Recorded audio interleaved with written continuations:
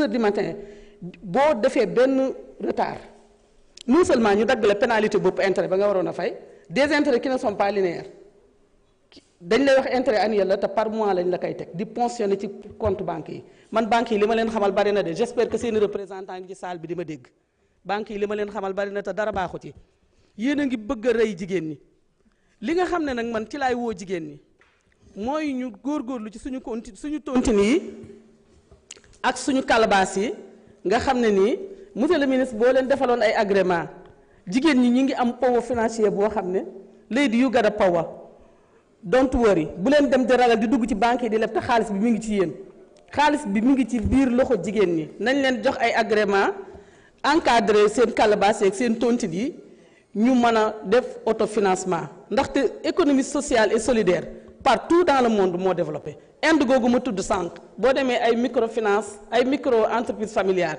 yoo xam ne ay jigéen ak ay jeunes ñoo koy autofinancer seen bopp moo ko développé intérêt bii ngeen di xeeb ak ab bari te metti ci ñun wax dëgg yàlla banque yaa ngi ñuy bëgg a rey bu fekkee ne dañuy accompagner wala dañuy jàppale mi ngi mel ni ponkal muy daw di teete xale bu ndaw buy jàng dox ni wëkkat di daw ak moom lu cay topp dara daanu moo cay topp wax dëgg yàlla monsieur le ministre war ngaa dox suñu digg ak banque yi banque yaa ngi ñuy bëgg a yóbbu seen xafaar te duñu yàlla seen borom maa ngi rafetlu nag projet de loi yi ndax xam naa ne c'est une réelle avancée gis naa ci yoo xam ne nii su fekkente ne applicabilité posé wul benn problème te poussé nañ banque yi ba nga xam ne adopté nañ loolu dëkk bi dina jëm kanam kon nag jigéen ñi ak jeunes yi laxasaayu leen ngeen compter ci seen propre force ngeen génni seen finance yi seen fonds de solidarité yi dem liggéey ci jox ko seeni moroom ñu pare delloo ko te ñu wàññi yàq gi te moytandiku ñi nga xam ne nag ñoo fi nekkoon yàq dëkk bi ba xajamal cere ji wëlbatiku dikk tey naan seen projet yéen a ko mënul ak yéen a am problème yi am na ñoo xam ne tey jii waroon nañoo garder le profil bas parce que li naqari sénégalais yi yëpp kat ñoom la li tax barsaak reprendre lépp kat ñi denc ci milliards yi dégg naa tout à l'heure le procureur Alioune Ndao naan banques yi jóge ci sous région bi mais banques yooyu ay sénégalais yu yor alal ñoo dem dikk indi leen invité leen jël xaalis injecté ko ci ñoom wëlbatiku nekk ay sociétaire nekk ay actionnaire ci banques yooyu pour le gën a setal seen blanchiment d'argent banques yooyu jóge ci sous région bi argent des sénégalais moo leen di financé te loolu leer na ñëpp donc nag ñun li ñu war jigéen ñi mooy ñu takkatoo parce que góor ñi en général seen leb bariwul mais ñun ñii man mii li may wax xam naa ko lebkat bu mag laa 95 ba léegi may leb ci banque yi microfinance yi bari fii bu ñu ma séenee may wax dinañ tiit ndax li ma leen xamal bari na te dara rafetu ci donc banques yi ñu ngi ñuy bëgg a yóbbu seen xafaar te loolu nag defe naa ne régime mu président Diomaye ak premier ministre Ousmane Sonko ak le ministre des finances Cheikh Diba duñ ko seetaan dimbale leen jigéen ñi jërëjëf. jërëjëf soxna Mariam Mbacké. Soxna Aïssata Tall, vous avez la parole. Ayib Daffé se prépare.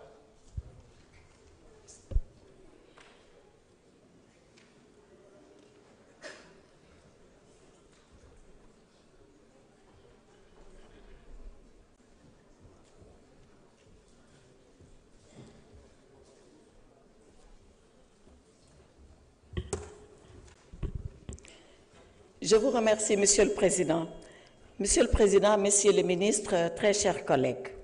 Monsieur le ministre des Finances, en soustrayant les banques au droit commun, vous avez créé une véritable loi d'exception. C'est vrai que cette loi, elle est d'ordre communautaire, mais n'empêche que nous, en tant que représentants du peuple, nous devons pouvoir vous dire ce que nous en pensons et très sincèrement. Pourquoi je dis que c'est une loi d'exception? 3 preuves. Et vous l'avez dans le texte. À l'article 111 de la loi que vous nous présentez, il est accordé un véritable privilège, même une immunité de poursuite à toutes les banques du Sénégal, donc à toutes les banques de l'UEMOA. Nous ne pouvons pas procéder par une saisie conservatoire contre les banques. Pourquoi? Les banques, c'est des sociétés comme les autres, des sociétés de droit privé comme les autres. C'est comme les compagnies d'assurance. Oui, elles ont un agrément, mais ça n'en fait pas pour autant des sociétés particulières. Pourquoi ce que vous donnez aux banques, vous ne le donnez pas aux compagnies d'assurance? Voilà la dichotomie que je constate et cela n'est pas normal. On peut saisir toute société par décision du juge, mais la banque, non, on ne peut pas parce que seulement c'est la banque. Ce n'est pas normal et c'est à l'article 111. Deuxième exception de droit commun. C'est l'article 142, les articles 142 et suivants. sur les réclamations des clients. Monsieur le ministre, je suis sûr que vous avez lu Franz Kafka. Je suis sûr que vous avez lu Kafka.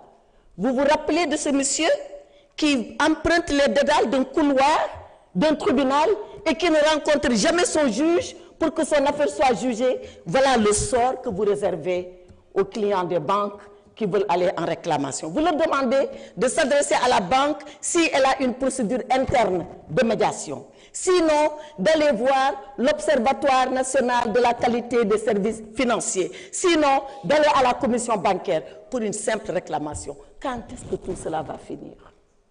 Quand est-ce que ce pauvre client, qui ne comprend rien à rien ou pas grand-chose, il va finir de voir enfin son droit restitué si vous lui mettez tous ces obstacles devant lui? Voilà ce que disent l'article 142 et les articles suivants de la loi que vous nous présentez. Enfin, dernier article, et ça, c'est l'exception exceptionnelle. Vous dites que, ou la loi dit que, il est dérogé au droit commun sur les procédures collectives. Je peux donner lecture de l'article 150. C'est-à-dire que, lorsque une banque est en cessation de paiement, qu'elle veut organiser un redressement judiciaire, il ne lui sera pas appliqué les dispositions de l'OHADA sur le redressement judiciaire et les procédures collectives. Voilà ce que dit la loi. C'est la raison pour laquelle je dis que les banques sont dans un régime d'exception et ce n'est pas normal. Ce n'est pas de votre faute, c'est le droit communautaire. Mais le droit communautaire, c'est quoi? C'est quand des ministres comme vous, comme le ministre de la Justice, pour ce qui est de l'OHADA, comme vous, pour ce qui est des assurances, se mettent à faire œuvre de législation. Parce que vous le savez, ce sont les actes des conseils des ministres communautaires qui deviennent des lois communautaires. Donc, c'est de la protection presque entre confrères, entre gens du métier qui amène cela. Et voilà que, au lieu de protéger le client, on se met à protéger la banque, parce que, comme je l'ai dit, c'est des confrères qui légifèrent pour leurs propres confrères. Voilà le protectionnisme dont bénéficient les banques. Et voilà pourquoi les banques ne contribuent pas tellement à l'économie, parce qu'elles sont surprotégées pendant que le client, lui, il est surexposé. Monsieur le ministre, je vous demande, à la prochaine rencontre des ministres de l'UEMOA, d'attirer cela, leur attention à cela, de leur dire qu'à l'Assemblée nationale du Sénégal, voilà nous ce qu'on nous a dit sur la loi et d'œuvrer pour sa réforme. Je vous remercie, Monsieur le Président. Je vous remercie. Nous avions omis l'honorable député Amadou Diallo, numéro 1. Vous pouvez prendre la parole ensuite, Aïb Dafé comme dernier orateur.